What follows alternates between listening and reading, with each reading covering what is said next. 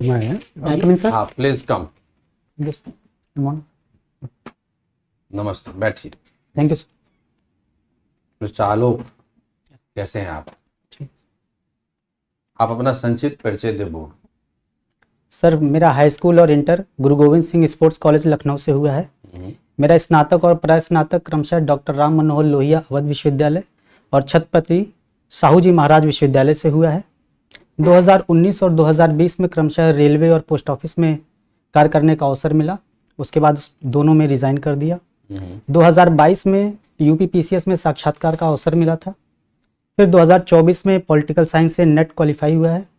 वर्तमान समय में सिविल सेवा परीक्षाओं की तैयारी चल रही है। बहुत अच्छा। तो आपने काफ़ी एकेडमिक जर्नी रेलवे और पोस्ट ऑफिस में किस तरह की आपकी एक्सपीरियंस रहे हैं? किस पद पे आप कार्यरत थे?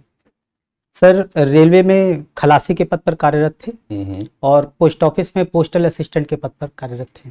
बहुत अच्छा। आप ये बताएं, रेलवे और पोस्ट ऑफिस ये दोनों कहीं ना कहीं भारत के एकीकरण में काफ़ी भूमिका निभाती है, तो किस प्रकार से आप इसको देखते हैं? क्या इसकी जो सर्विसेज हैं, सेवाएं हैं, वो सच में अपना योगदान दे पाती हैं? सर रेलवे और पोस्ट ऑफिस भारत की सबसे पुरानी सेवाओं में से एक हैं, जो कि भारत के दूर दराज के क्षेत्रों तक ये अपनी पहुंच प्रदान करती हैं। वर्तमान समय में इसकी चुनौतियों में हम देख सकते हैं कि सूचना और संचार तकनीक का प्रयोग या टेक्नोलॉजी का प्रयोग एक बाधा बन सकती है, लेकिन फिलहाल सरकार के द्वारा इसमें काफ़ी प्रयास भी किए जा रहे हैं इन दोनों संस्थाओं में। बहुत अच्छा। तो आप वहाँ पे जब काम कर रहे थे तो वहाँ पे क्या चुनौतियाँ आपको लगी, खास के जो है पोस्टल डिपार्टमेंट में, जिस तरीके से प्राइवेट प्लेयर्स भी आ रहे हैं और पोस्ट ऑफिस का जो पहले का पत्र होता था वो अब तकरीबन बंद हो चुका है, तो इस चुनौतियों से कैसे डिपार्टमेंट को सॉल्यूशन ढूंढना चाहिए?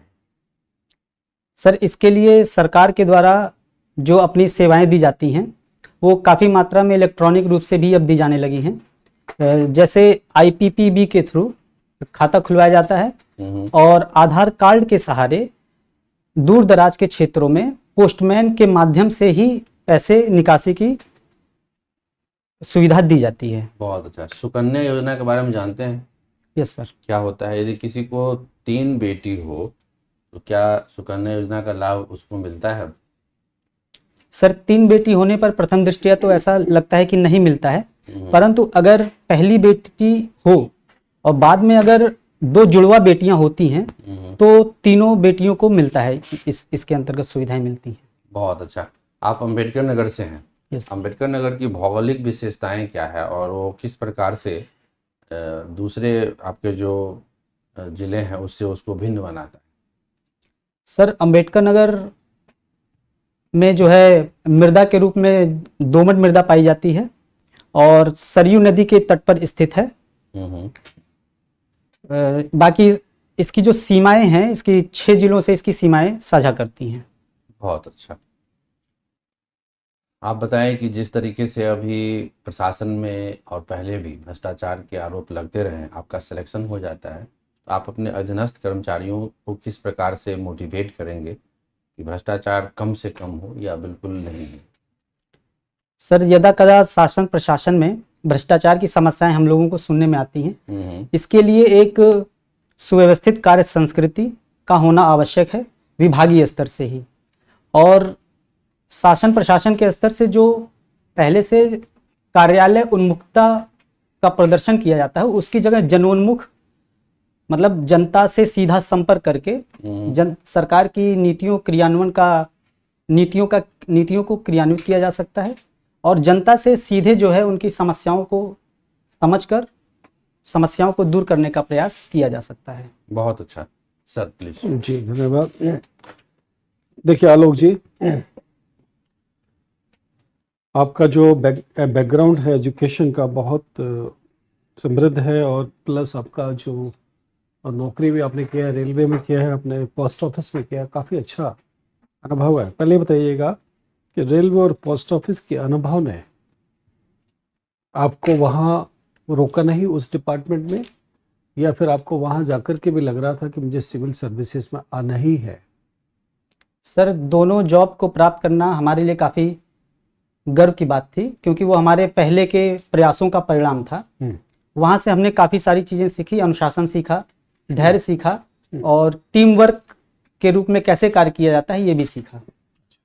परंतु फिर धीरे धीरे ऐसा महसूस हुआ कि हम अपनी क्षमताओं को और विस्तार दे सकते हैं, अच्छा, इसलिए जो है सिविल सेवा की तैयारी में फिर शामिल हुए। चलिए अब मेरा आपसे सवाल है, चूंकि आपने पॉलिटिकल साइंस भी पढ़ा है, पॉलिटिकल साइंस में देखिएगा पूरे दुनिया में इस समय बहुत उथल पुथल शब्द अक्सर इस्तेमाल हम करते हैं, ऐसा अखबारों में के माध्यम से भी पढ़ा है हमने। आता है ये उथल पुथल जिस प्रकार हो रही है बहुत लंबा हो गया है। यूक्रेन रशिया का युद्ध लगभग 4-5 साल हो गए, ख़त्म होने पर नहीं है। राष्ट्रपति प्रेसिडेंट अमेरिका के ने भी काफ़ी कोशिश की है, कैसी कोशिशें वही जानते हैं। इजराइल भी बीच में है, ईरान, यूएस।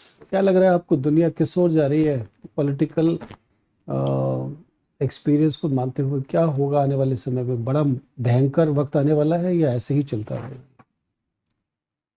सर वर्तमान समय में जितने भी दुनिया में समस्याएं हैं वो ज़्यादातर संसाधनों को लेकर के है।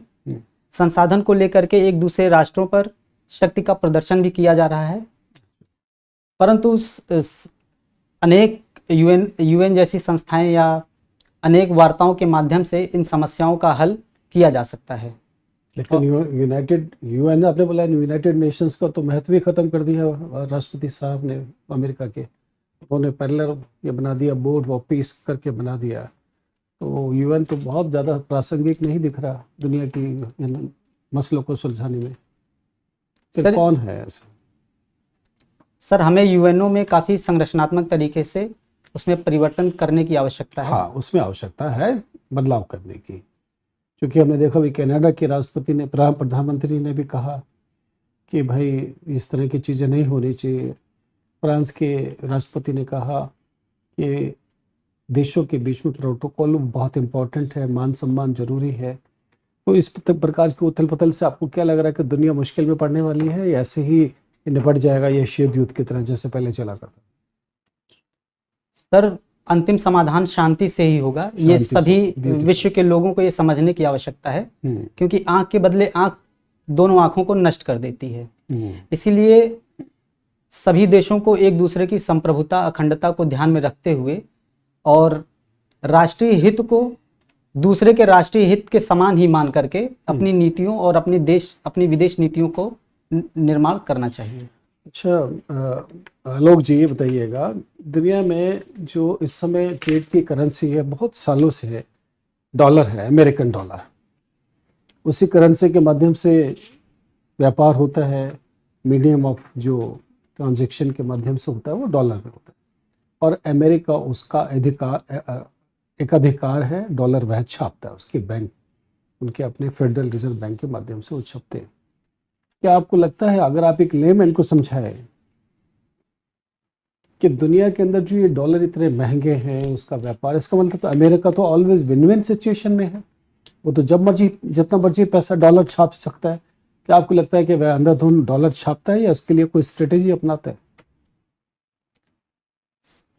सर अंधाधुंध डॉलर छापने से सर मुद्रा आपूर्ति भी बढ़ सकती है और फलस्वरूप जो है महंगाई इत्यादि का कारण भी हो सकता है। बहुत अच्छा बोला आपने, बहुत अच्छा जा रहे हैं। लेकिन स्ट्रेटेजी फिर क्या है इसमें?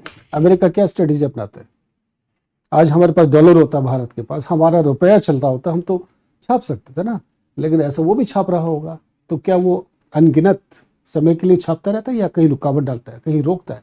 कोई रणनीति है उसकी? आपने अच्छा बोला अभी कि वह ज़्यादा सप्लाई होने से दिक्कत हो सकती है। क्या रणनीति है उसकी? कौन सा फार्मूला है जिससे वह अपने आप को रोकता है? सॉरी सर नहीं है, चलिए बस मेरा आखिरी सवाल आपसे ये देखिए, आप चूंकि अच्छा योगा भी करते हैं तो 2 सवाल बनेंगे आपसे। पहले ये देखिएगा, नैनो टेक्नोलॉजी उत्तर प्रदेश के अंदर, नैनो टेक्नोलॉजी और ये जो है रिमोट सेंसिंग, अब यूरिया जानते हैं ना, नैनो टेक्नोलॉजी यूरिया में, और रिमोट सेंसिंग का बहुत अधिक प्रयोग हो रहा है और इससे अर्थव्यवस्था में काफ़ी सुधार आ रहा है। इसके बारे में ये बताएं कि किस प्रकार किसानों की आय को दोगुना कर सकते हैं दोनों चीज़ें, नैनो टेक्नोलॉजी और ये सेंसिंग। सर सबसे पहले नैनो टेक्नोलॉजी पे, नैनो टेक्नोलॉजी सर पहले मुख्य रूप से ये यूरिया के क्षेत्र में अपनाया गया है। हाँ, बहुत अच्छा बोला। नीम कोटेड यूरिया के रूप में भी इसको हाँ, अपनाया बहुत- गया है, जहां पहले किसानों को आर्थिक रूप से काफी बोझ का सामना करना पड़ता था और तमाम मतलब एक लिमिटेड क्षेत्र में कई ये तो नैनो यूरिया के काम है। क्या ये प्रदेश में प्रगति के बहुत अच्छे साधक हैं? ऐसा लग रहा है कि ये काफी हेल्पफुल है अर्थव्यवस्था के लिए। सर किसान की जेब खर्च को ये कम करेंगे। अच्छा, बहुत अच्छा। तो आय दोगुना होगी, बहुत अच्छी बोला आपने। सर आय वृद्धि और में रिमोट सेंसिंग क्या करेगा? रिमोट सेंसिंग टेक्नोलॉजी से मौसम का पूर्वानुमान किया जा सकता है। बहुत अच्छा बोला। मृदा के संबंध में भी जानकारी प्राप्त की जा सकती है, जैसे सरकार के द्वारा मृदा स्वास्थ्य कार्ड योजना भी चलाई जा रही है। अच्छा, तो इन सब माध्यम से कृषकों को फायदा हो सकता है। यस या Yes. नो? यस है। यस बहुत अच्छा, धन्यवाद। प्लीज। आलोक, यस योग की जो परिभाषा भगवत गीता में बताई गई है वो क्या है? सर जहाँ तक याद कर पा रहे हैं, योगः कर्मसु कौशलम कहा गया है। क्या मतलब होता है इसका? मतलब कर्मों में कुशलता ही योग है। ठीक है। और जो पतंजलि ने योग का प्रतिपादन किया है उसका दर्शन क्या है मूलतः? उसका मूलतः है योगः चित्त निरोधः योगः चित्त वृत्ति सह निरोग। चित्त वृत्ति सह निरोधः। क्या मतलब है इसका? मतलब योग मन की बुराइयों को दूर करने का एक साधन है, माध्यम है। मन कहाँ से आया? एक शब्द है चित्त, दूसरा है वृत्ति। मन का तो जिक्र हुआ नहीं। क्या मतलब होता है दोनों शब्द के, चित्त और वृत्ति? सॉरी ध्यान नहीं कर पा रहे हैं आप? नहीं। चलिए, कितने योगा के जो अष्टांगिक चीजें हैं वो क्या है उसमें? सर पतंजलि के योग दर्शन में अष्टांगिक मार्ग की बात की अष्टांगिक गई मार्ग है। की जो बात की गई है, उसमें 8 प्रकार के अभ्यास की बात की गई है, क्या क्या है? जिसमें यम, नियम, आसन, प्राणायाम, प्रत्याहार, धारणा, ध्यान, समाधि। ठीक है। धारणा क्या है? सर मन को एकाग्र करने की विधि है। मन को एकाग्र करने की विधि है। चलिए, कोई बात नहीं। आप मुझे फेबियन सोशलिज्म के बारे में बताइए कुछ। सर फेबियन सोशलिज्म समाजवाद को निरंतर धीरे धीरे शनै शनै प्राप्त करने का एक माध्यम है, जो कि पहले के जो क्रांतिकारी माध्यम से बात की गई थी उसके विरोध में ये लोकतांत्रिक तरीके से समाजवाद को प्राप्त करने का एक तरीका है। किसने प्रतिपादित किया इसको? सर ये यूरोप में इसका प्रतिपादन हुआ था, फेबियन नाम से। कोई भारत में किसी राजनीतिक व्यक्ति को बताइए जो फेबियन सोशलिज्म के, जिसको आप बहुत करीब पाते हैं। सर पंडित जवाहरलाल नेहरू। और कोई? सर लोहिया का समाजवाद? डॉक्टर राम मनोहर लोहिया। लोहिया के समाजवाद के 4 स्तंभ क्या है? सर लोहिया के समाजवाद के जो 4 स्तंभ हैं, वो पहला स्तंभ उनका केंद्र है, दूसरा राज्य है, तीसरा जिला है, चौथा पंचायत स्थानीय शासन है। क्या मतलब हुआ इसका? उन्होंने इसको कैटेगराइजेशन किस आधार पे किया? क्या तार्किकता है इसके पीछे? इसके पीछे उन्होंने बॉटम अप अप्रोच, लोकतांत्रिक विकेंद्रीकरण की बात Yes. की। ठीक है। आप मुझे ये बताइए कि नव उदारवाद से आप क्या समझते हैं? सॉरी सर अभी रिकॉल नहीं कर पा रहा हूँ। वेलफेयर स्टेट का कॉन्सेप्ट कहाँ से इमर्ज हुआ? सर कल्याणकारी राज्य की जो स्थापना है हमारे भारतीय संविधान में शामिल है। कौन सा आर्टिकल है? सर आर्टिकल 38 है। मैं ये पूछ रहा हूँ कि ये आया कहाँ से, उपजा कैसे? सर अगर क्या है लोक कल्याणकारी राज्य होने का मतलब क्या है? सर राज्य की जो नीतियां होंगी नीतियां होंगी वो जो है समाज के कल्याण के लिए होंगी। उसके लिए जो गरीब हैं, वंचित हैं, उनके लिए स्पेशल कुछ सुविधाएं भी दी जा सकती हैं। ठीक है। आप मुनरो डॉक्ट्रिन के बारे में बताएंगे कुछ? अभी वो फिर से चर्चा में क्यों है? सर अभी 18वीं-19वीं शताब्दी में एक मुनरो राष्ट्रपति थे अमेरिका के। उन्होंने जो लैटिन अमेरिका था, लैटिन अमेरिका पर जो है किसी अन्य देश या देश समूहों का प्रभाव ना जमे, इस कारण से उन्होंने मुनरो डॉक्ट्रिन दी थी। अभी हाल ही में उसकी पुनः चर्चा क्यों हो रही है? क्यों उसका रिलेवेंस वापस से आ रहा है? सर अभी अमेरिका के राष्ट्रपति के द्वारा वेनेजुएला पर जो आक्रमण किया गया था, इस संदर्भ में इसकी चर्चा फिर से की जाने लगी है। ठीक है, आपने इतिहास भी पढ़ा है ना? Yes sir. इतिहास के बारे में कहा जाता है कि इतिहास खुद को दोहराता है, पहले एक त्रासदी के रूप में, दूसरी बार एक प्रहसन के रूप में। क्या मतलब है इस बात का? सॉरी सर, अभी रिकॉल नहीं कर पा रहे। यस सबल्टन हिस्ट्री के बारे में जानते हैं? Yes subaltern history, sorry sir. इतिहास को नीचे से देखो। नहीं पढ़ा आपने? सर गेस कर सकते हैं, अगर इतिहास को नीचे से देखने की बात है तो चूंकि सर इतिहास का जो लेखन कार्य हुआ है वो जहाँ तक राजा महाराजा के संदर्भ में इतिहास लेखन किए गए हैं या उच्च वर्ग जो पूंजीपति वर्ग है उनके संदर्भ में लेखन किया गया है।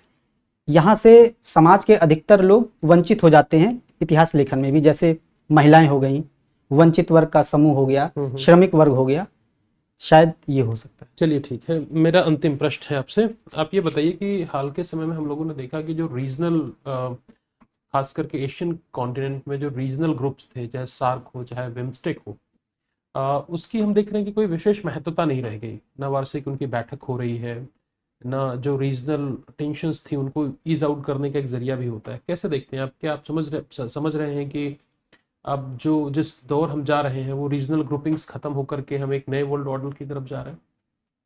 सर रीजनल ग्रुप जो है इसका महत्व अपना अलग विशेष होता है। सार्क के प्रत्युत्तर में बिम्स्टेक की स्थापना की गई थी 1997 में। सार्क के संबंध में सबसे बड़ी जो कमजोरी रही है वो ये रही है कि भारत और सार्क के प्रत्युत्तर में स्थापना की गई थी, आप श्योर हैं इस बारे में?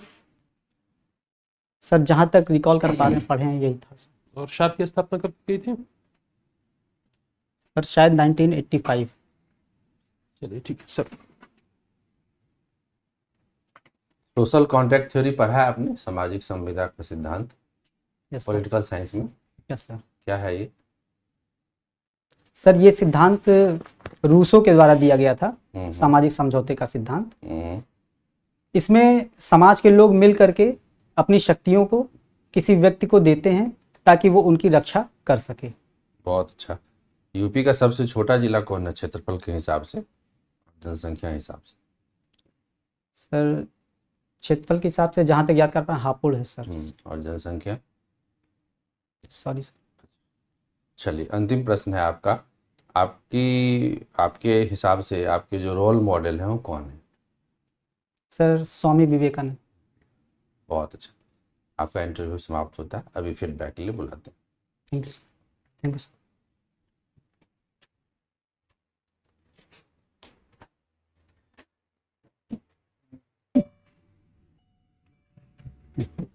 मैं कमिंग सर? आप प्लीज आइए, बैठिए। Thank you sir. देखो आलोक, आपने बड़ा अच्छा रिप्लाई किया, वी आर वेरी हैप्पी। बस 2-3 चीज़ें करनी है आपको कि जब सेकेंड फेज में आप थोड़ा प्रेशर में आ गए थे, जैसे शुरू में आप बड़ा अच्छा जवाब दे रहे थे, सेकेंड में थोड़े दबाव महसूस कर रहे थे, वो नहीं आना है। दूसरी चीज़ ऑनेस्टी के साथ बोलना है। जैसे आपको मैंने पूछा अभी एक प्रश्न, तो आपने कहा रूसो और हॉब्स लॉ जो है उसको आप भूल गए। तो मतलब थोड़ा सा परफेक्ट आंसर देने का प्रयास करें, और जो चीज़ नहीं आता है वहाँ मना कर दें कि हमें सर नहीं आता है, जैसे बाकी क्वेश्चंस में आपने किया है। आपका कोई सवाल है तो पूछे, कोई आपका डाउट है जो हम लोगों से जानना चाहेंगे, कोई क्वेरीज है आप पूछ सकते हैं। ठीक था सर। नहीं पूछिए, आप घबराइए नहीं। मतलब कोई कब है आपका? आपको लग रहा हो तो आप पूछ सकते 28 को। 28 इसी नहीं, 28 फरवरी। तो टाइम कम है। Yes sir. हाँ हैं। नहीं, आप स्टॉक्स आप यही पहनेंगे कि दूसरा चेंज सर ब्लैक कलर का पहनेंगे। ब्लैक पहन लेना, या ये पैंट से मिलता हुआ ब्लू, ऐसे नेवी ब्लू ही पहन लेना, यस वो ज़्यादा अच्छा रहेगा ना, क्योंकि आपकी हाइट कम है, आप बैठते हो तो शॉक्स ऊपर दिखते हैं। Yes sir. सो बेटर है कि नेवी ब्लू ले लेना। बाकी अच्छा, तुम्हें भाषा बहुत अच्छी है ना, जो आपकी लैंग्वेज है, द वे यू डिलीवर ना, वो बहुत अच्छी है। तो थोड़ा ऐसे ही रहो, और अच्छा है, नहीं आता है तो अननेसेसरी गेस नहीं कर रहे हो, सॉरी बोल दे रहे हो। ठीक है, जॉब करते थे कि नहीं किया आपने कभी? सर की थी, फिर छोड़ दी थी। तो देखना, वहाँ मौका मिले तो मेंशन कर देना, उसका अच्छा इम्पैक्ट पड़ेगा। यस। ठीक है, बाकी चीज़ें अच्छी। बाकी ठीक है। बहुत अच्छा All the है, best। और आपका सिलेक्शन होना चाहिए, हम लोगों को ऐसी उम्मीद है। ठीक है, अच्छा, चलो थैंक यू। कॉन्फिडेंस बना के रखना, अच्छे से इंटरव्यू Yes। देना। चलो thank you thank you. Sir.